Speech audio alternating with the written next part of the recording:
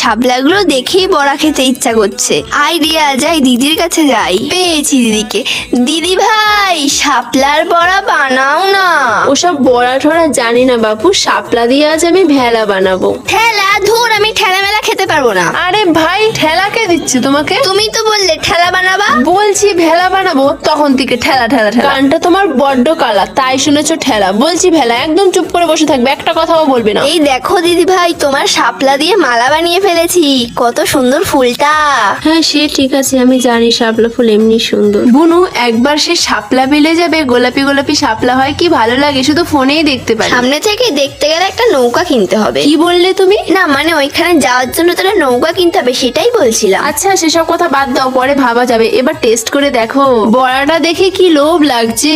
বড়া কেন বলছো? ঠেলা ঠেলা। আমার নাটক, ভেলা খাও। কি টেস্টি এটা, ইয়াম্মি।